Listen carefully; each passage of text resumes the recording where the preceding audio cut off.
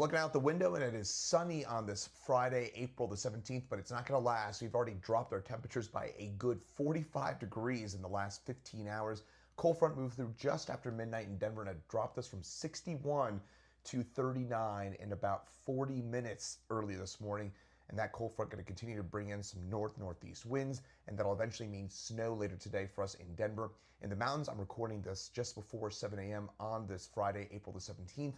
That snow is going to begin here shortly in a lot of areas in the high country. It's already starting to snow west of the Eisenhower Johnson tunnels, and that snow will spread east, and it will snow intensely at times later this morning in the high country. If you have to travel to or from the mountains, the later the better today. It's going to be pretty rough for a few hours later this morning until about early this afternoon, with a few inches of snow likely, and also there's a winter weather advisory in the mountains as well. 2 to 7 inches for most of the high country.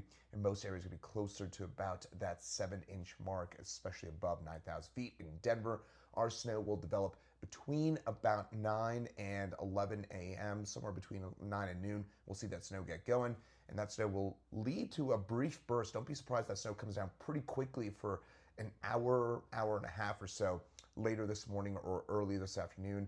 But accumulation is going to be pretty minimal even with that burst of snow. We're talking about maybe a slushy inch or two of accumulation in Denver. You get in the foothills and the Palmer Divide west and south of Denver. That's where you have the potential for the 3 inches or more of snow from this, and it'll be all done by sunset tonight. So if you've got those events, you're going to the women's national team game, you're going to the Rockies game, you're going to Red Rocks tonight, it'll be done by the time those events all get going. But that snow, maybe a few flakes on the front end of those, but again, I think we'll be basically done by the time we are starting up with those events.